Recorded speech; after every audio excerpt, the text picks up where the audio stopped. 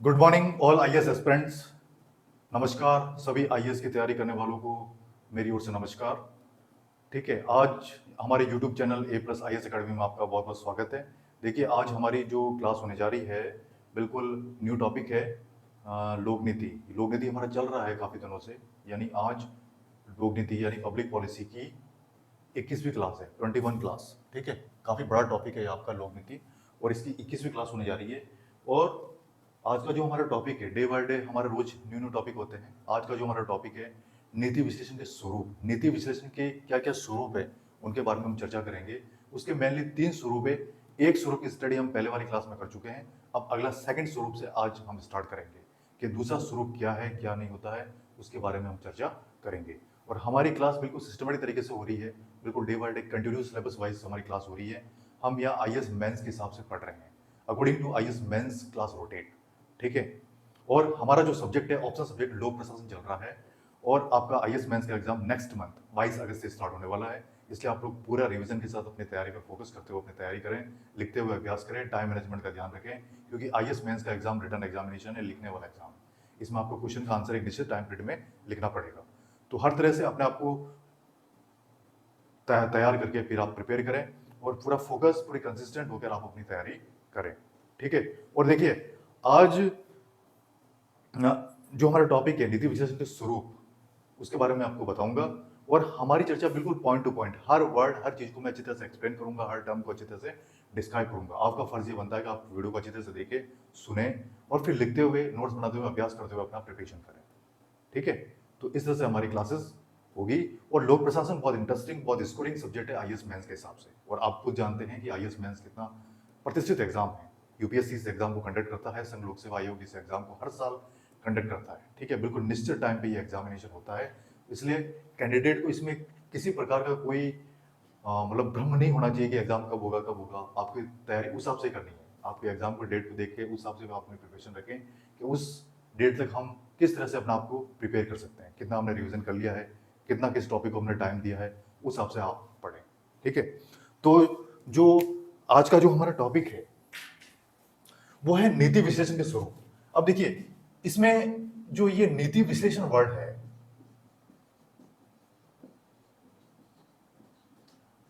देखिए इसको इंग्लिश में कहते हैं पॉलिसी एनालिसिस। तो नीति इंप्लीमेंटेशन से पहले पॉलिसी एनालिसिस होना भी जरूरी है, पॉलिसी का विश्लेषण होना जरूरी है। यानी पॉलिसी की देखरेख करना कि जो नीति आपने बनाई है, जिस नीति का निर्माण आपने किया है, उस नीति में किसी प्रकार कोई कमी तो नहीं रह गई, उसमें कुछ नया कुछ ऐड तो नहीं करना है, समय के हिसाब से कुछ चेंज तो नहीं करना है, आपने जो बजट उसके ऊपर आपने लिया है वो बजट भरपूर है या नहीं है। ठीक है, वो पॉलिसी सही तरीके से इंप्लीमेंट होगी नहीं होगी, आगे जाकर फ्यूचर में इसका क्या हमें आउटपुट मिलेगा या नहीं मिलेगा, ये सारी चीजें एनालिसिस करना जरूरी है। यानी नीति विश्लेषण में according to time, according to time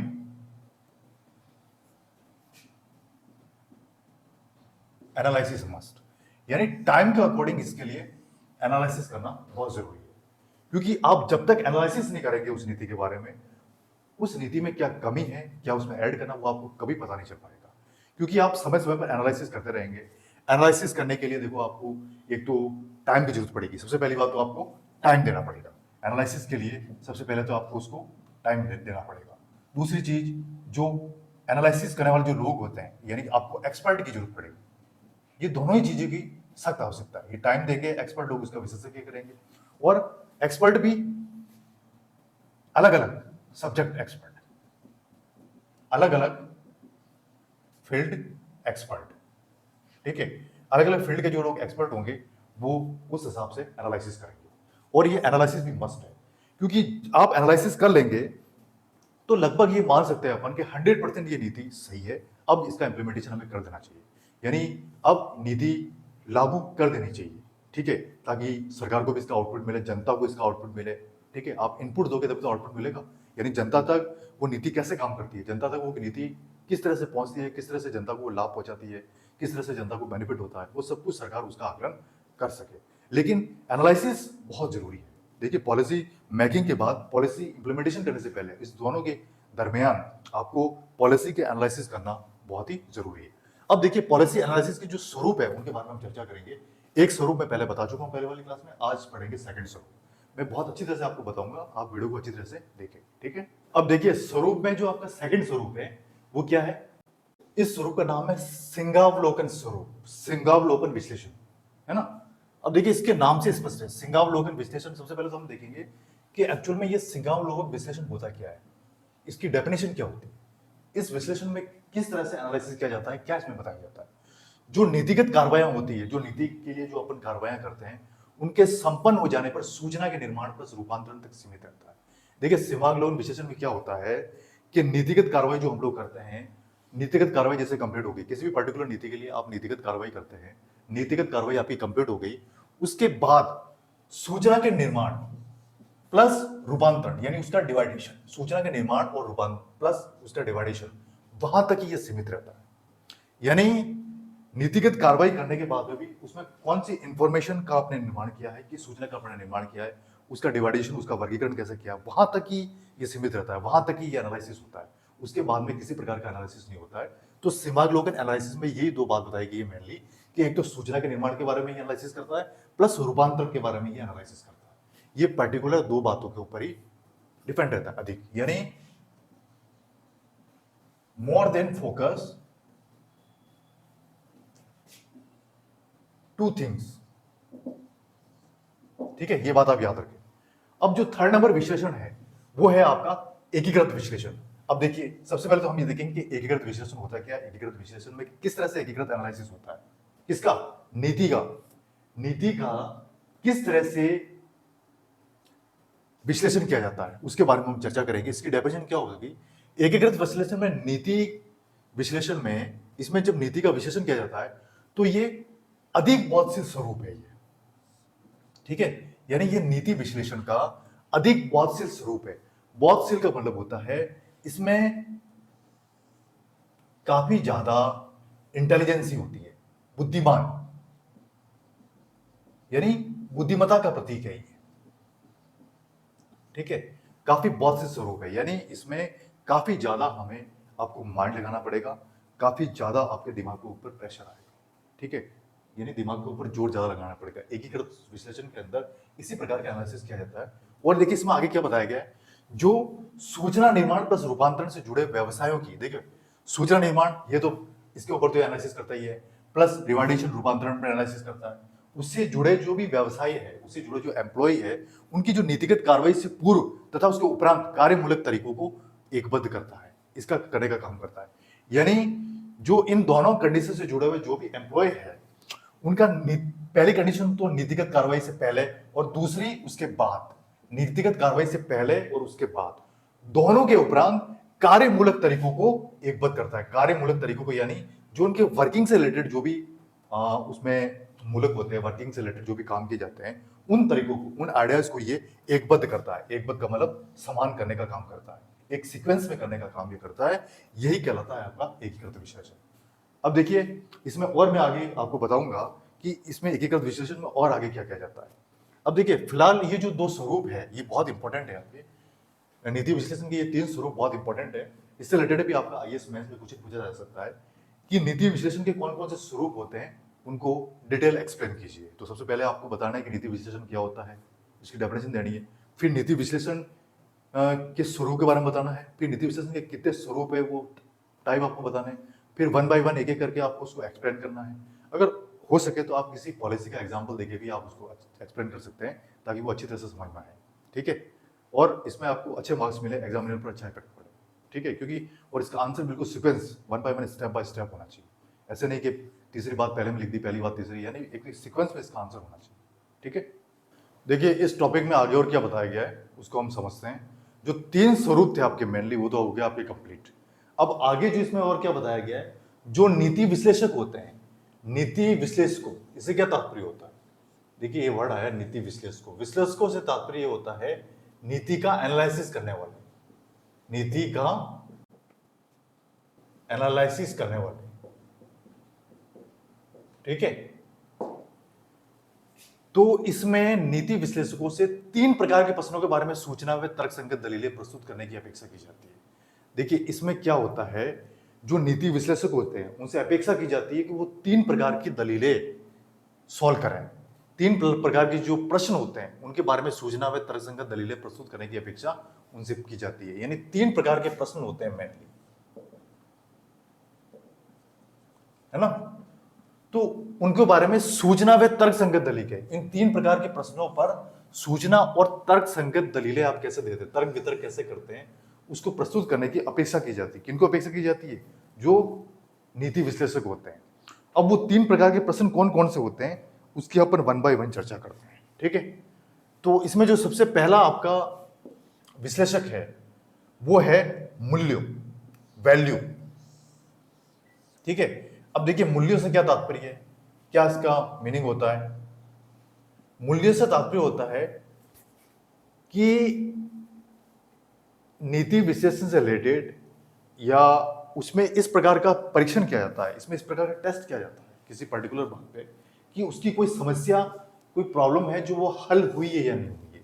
इस बात का परीक्षण किया जाता है कि नीति की कोई समस्या हल हुई है या नहीं हुई है। मूल्यों में यह बताया जाता है कि कोई समस्या सॉल्व हुई है या नहीं हुई। ये होती है मूल्यों की डेफिनेशन, है ना। Value, value is the indicate of any problem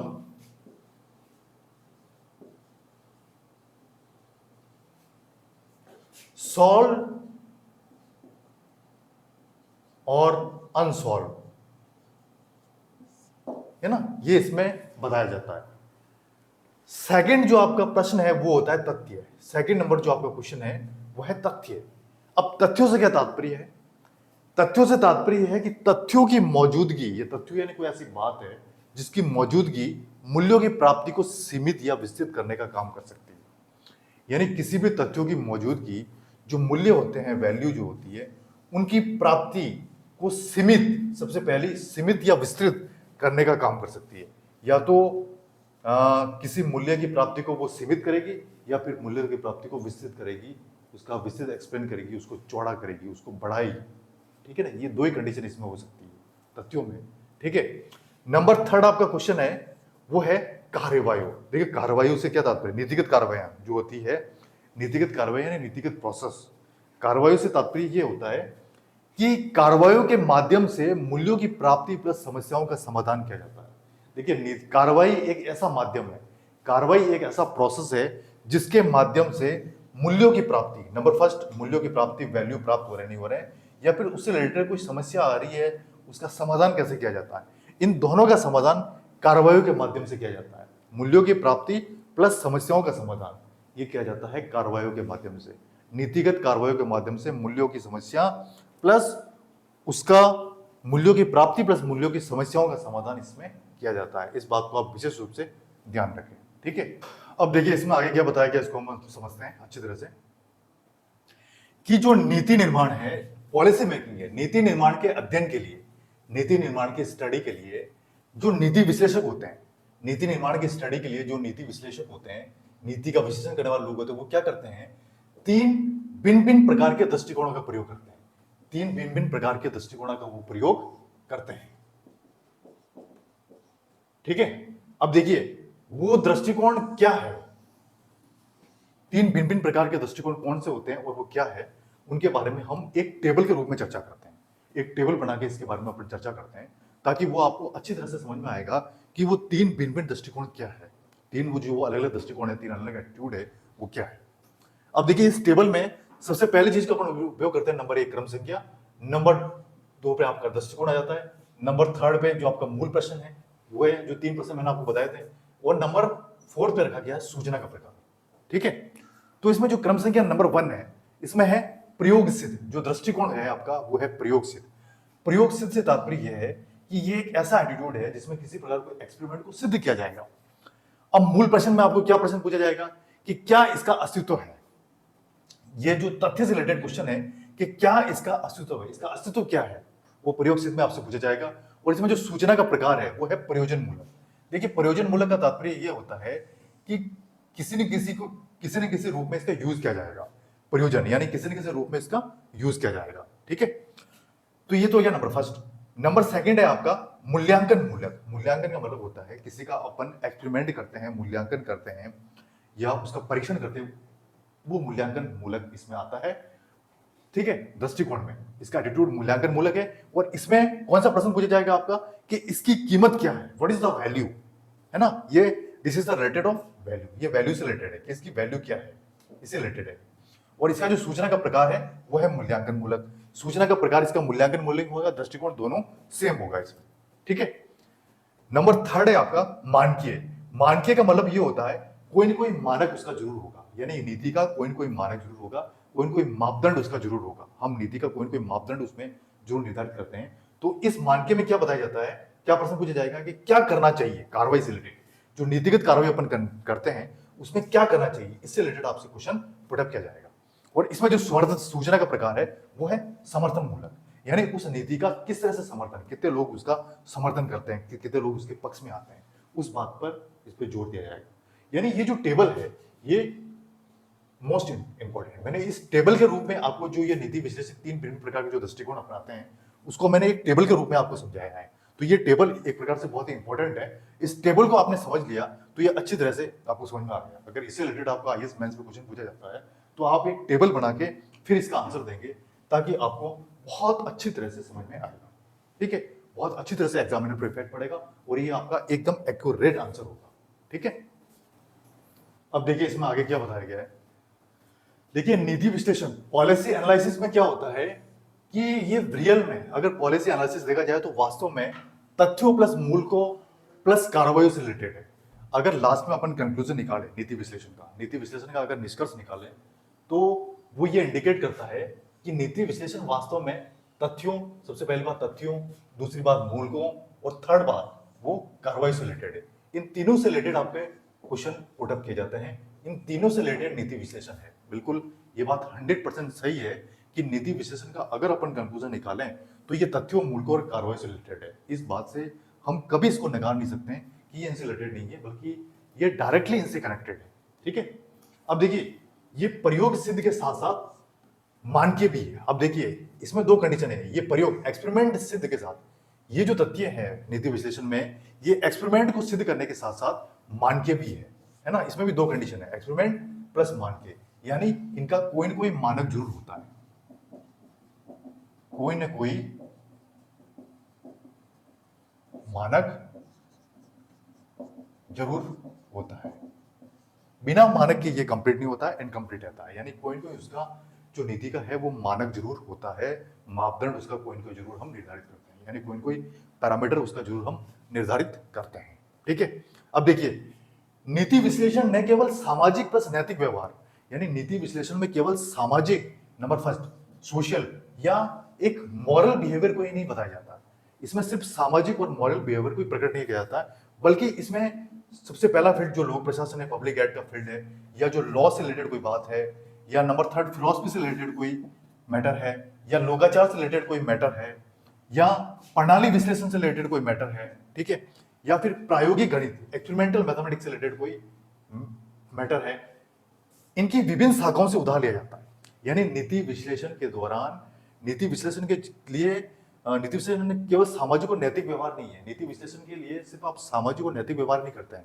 नीति विश्लेषण जब आप करते हैं, पॉलिसी एनालिसिस करते हैं, तो ये जो पर्टिकुलर फील्ड मैंने बताया 6-7, इनसे भी रिलेटेड अगर कोई बात आपको उधार लेनी होती है, इनसे भी रिलेटेड अगर कोई सीखना होता है, नीति विश्लेषण में अगर उसमें ऐड करना होता है, तो इनसे रिलेटेड भी डाटा हम नीति विश्लेषण के लिए ले सकते हैं। इन ब्रांचेस से उधार लिया जा सकता है। नीति विश्लेषण के लिए अगर किसी प्रकार का सिस्टम आपको अपनाना है या नीति विश्लेषण करने में अगर आपको कोई दिक्कत आती है, तो कहने का मतलब है इनसे आप हेल्प ले सकते हैं। ये जो पर्टिकुलर ब्रांचेस हैं, इन ब्रांचों से आप हेल्प ले सकते हैं। किसी प्रकार की कोई सॉल्यूशन है, उसका समाधान निकालने के लिए इनसे हेल्प ली जा सकती है। अब देखिए नीति विश्लेषण में नीति के साधनों पर प्लस साध्यों पर बल दिया जाता है। देखिए नीति विश्लेषण पर स्पेशली जब पॉलिसी एनालिसिस किया जाता है, तो जो नीति के क्या क्या साधन है, नीति के क्या क्या साधन है, प्लस उस साध्यों पर, साध्यों का मतलब होता है उनका यूज कैसे। एक तो नीति के आपको कह दिया कि आप नीति विश्लेषण कर रहे हैं, नीति के ये साधन है, और एक साध्यों पर बल दिया जाता है, यानी उसका यूज कैसे किया जाता है, उसके ऊपर काफी फोर्स किया जाता है ना। यानी नीति विश्लेषण में इनका अहम योगदान होता है दोनों का, नीति के साधनों प्लस साध्यों पर विशेष रूप से फोकस किया जाता है। नीतिगत जो कार्रवाइयाँ की जाती है उसमें भी इनका बहुत बड़ा योगदान रहता है। ठीक है, तो ये बातें काफी इंपॉर्टेंट है। और पॉलिसी विश्लेषण अपने आप में ही एक बहुत ही कठिन प्रक्रिया मानी जाती है। इसके लिए देखो, एक पर्टिकुलर मापदंड भी हम निर्धारित करते हैं, या पॉलिसी विश्लेषण करते समय बहुत ही एक्सपर्ट विशेषज्ञ स्पेशलिस्ट लोगों की जरूरत पड़ती है हमें, जो पॉलिसी विश्लेषण अच्छी तरह से कर सके। क्योंकि पॉलिसी की जितना एनालिसिस आप बारीकी से करेंगे, जितना माइनर आप एनालिसिस करेंगे, उसमें उतनी ही अच्छी वो नीति आपकी बनेगी, उतनी ही मतलब सुदृढ़ और एक सुलझी हुई नीति बनेगी, जो अच्छी तरह से लोग सरकार को समझ में आएगी, लोगों को समझ में आएगी। प्लस उस नीति से हमें आउटपुट बहुत ज्यादा मिलेगा, सरकार को भी आउटपुट मिलेगा, जनता को भी आउटपुट मिलेगा। लेकिन नीति विश्लेषण बहुत सही तरीके से किया जाना चाहिए, वेरी माइनर पॉलिसी एनालिसिस। इस बात का विशेष रूप से आप ध्यान रखें, और हमें भी ध्यान रखना है कि हम नीति विश्लेषण किस तरीके से करें। इसमें जो भी उपाय मैंने बताए हैं आपको, वो सारे बहुत ही इंपॉर्टेंट है। अब जो लास्ट में मैंने बताया कि नीति विश्लेषण में नीति के साधनों प्लस साध्यों पर बल दिया जाता है, इसके ऊपर विशेष फोकस किया जाता है। साधनों और साध्य दोनों में फर्क है। साधन तो रिसोर्सेज प्लस उसका क्या यूज, ये दोनों चीज इसमें बताई गई। ठीक है, अब देखिए इसमें ये जो उपरोक्त बात मैंने आपको बताई है, उसके आगे क्या बताया गया है ना, उसको अपन देखते हैं कि ये जो उपरोक्त बात मैंने बताई है, इसके आगे क्या बात है कि इसके बाद ये ध्यान रखना चाहिए कि विश्लेषण के जो सिद्धांत है, इसके बाद हमें ये ध्यान रखना चाहिए, हमें ध्यान रखना है कि विश्लेषण के सिद्धांत प्लस उपाय नीतिगत समस्याओं की प्रकृति प्लस विश्लेषण की बोधगम्यता के अकॉर्डिंग अलग अलग होते हैं। यानी जो विश्लेषण के सिद्धांत और उपाय, इसमें दो चीजें हैं। जो एनालिसिस के सिद्धांत है या उसके लिए आप क्या उपाय कर रहे हैं, ये दोनों चीजें नीतिगत कार्रवाई, नीतिगत समस्याओं की प्रकृति नंबर फर्स्ट, और विश्लेषण की बोधगम्यता के अनुसार, ये दोनों इससे रिलेटेड है और इन दोनों से के अनुसार अलग अलग होते हैं। ठीक है, ये बात आपको अच्छी तरह समझ में आ गई होगी कि विश्लेषण के सिद्धांत और उपाय नीतिगत कार्रवाइयों की प्रकृति, नीतिगत समस्याओं की प्रकृति और विश्लेषण की बोधगम्यता। यानी विश्लेषण की बोधगम्यता का मतलब होता है कि विश्लेषण के अंदर कितना हम इंटेलिजेंसी का प्रयोग करते हैं, कितना बुद्धिमानी का प्रयोग करते हैं, कितना बुद्धि अपन लगाते हैं, कितना माइंड अपन लगाते हैं, उसके अकॉर्डिंग ये अलग अलग होते हैं।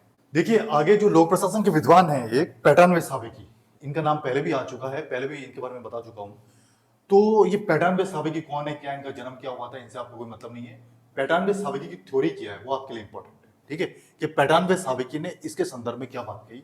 उन्होंने क्या कहा कि नीति विश्लेषण कार्यान्वयन के लिए वैकल्पिक नीतियों प्लस कार्यनीतियों का तकनीकी मूल्यांकन प्लस आर्थिक व्यवहारिता, चौथा राजनीतिक व्यवहारिता प्लस नीति अंगीकरण के परिणाम है। ये सारे इनके आउटपुट है।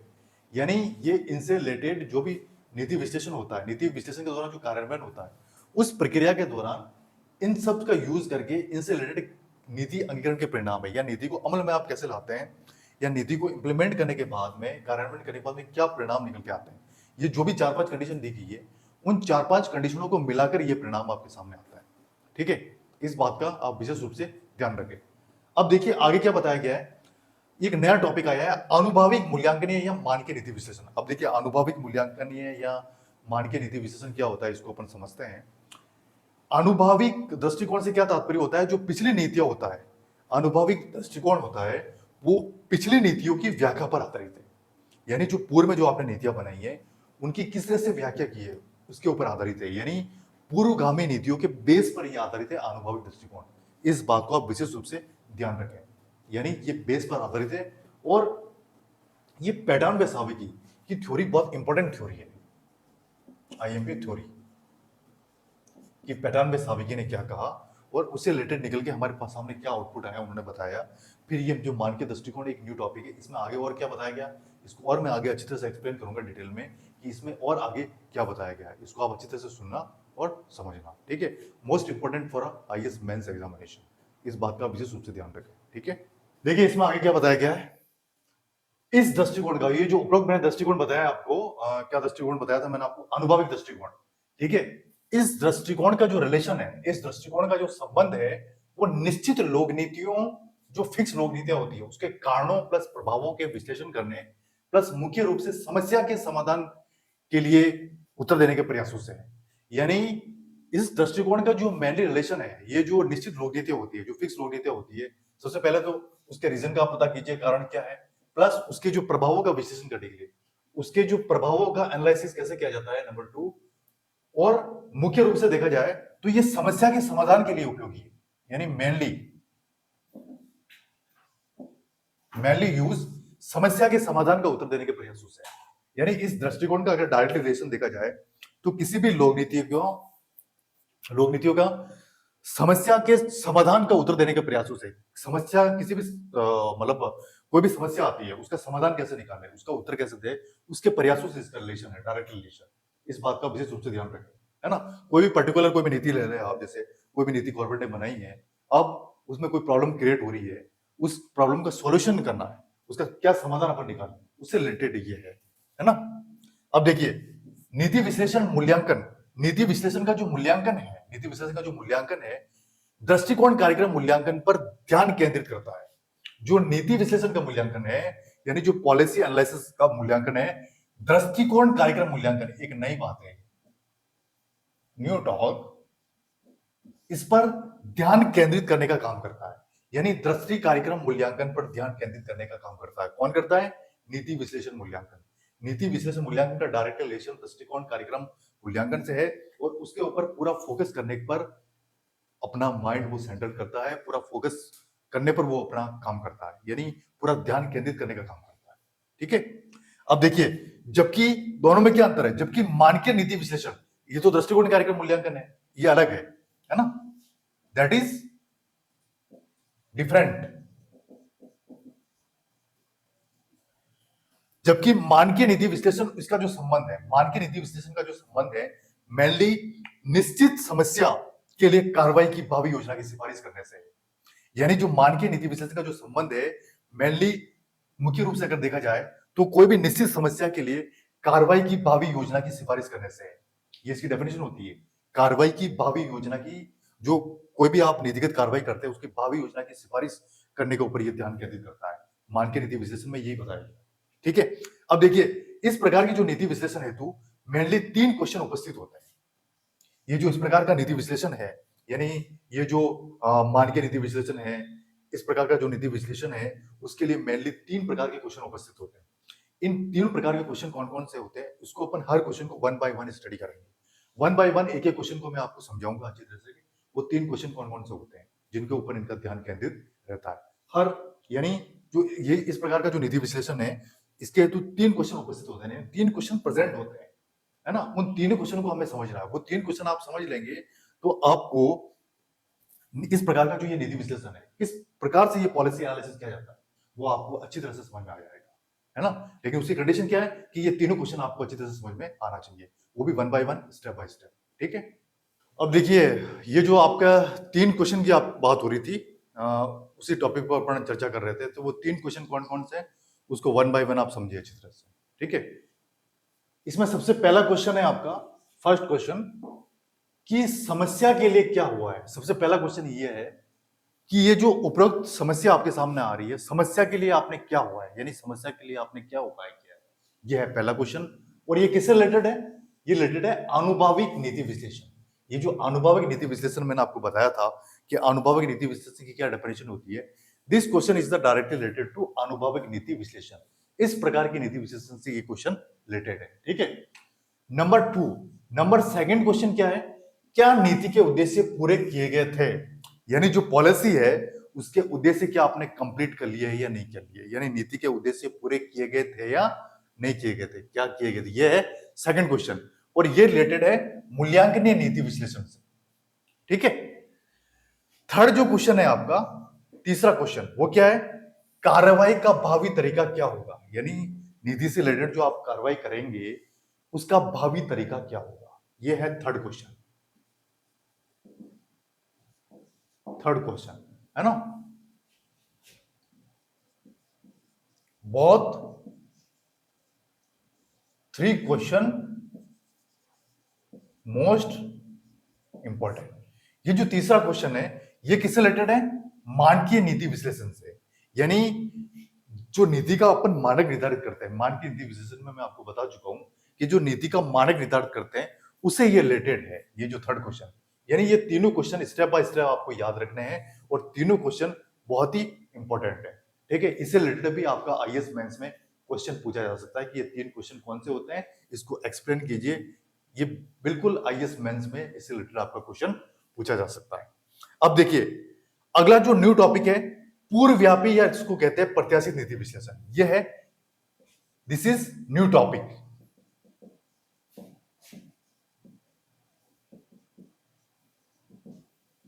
ठीक है, पूर्वव्यापी प्रत्याशित नीति विश्लेषण। पूर्वव्यापी वर्ड से भी आप समझ सकते हैं कि पूर्वव्यापी एक हिंदी का वर्ड है, इसका क्या मीनिंग होता है।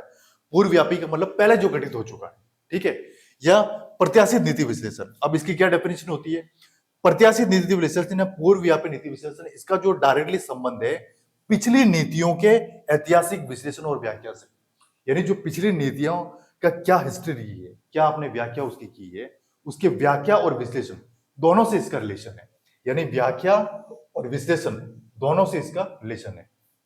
किसकी व्याख्या? जो पिछली नीतियां आपने लागू की थी उसकी व्याख्या और विश्लेषण से रिलेटेड है इसका प्रत्याशित नीति विश्लेषण का। आपको अच्छी तरह समझ में आ गया होगा कि प्रत्याशित नीति विश्लेषण क्या होता है। यही इसकी डेफिनेशन है। किसी भी चीज, कोई भी चीज हमारे सामने निकल के आती है तो सबसे पहले हमारे मन में एक उत्सुकता जागती है कि यार ये क्या होती है, पहले इसको समझते हैं, उसके बाद में इसको अपन डीप समझेंगे।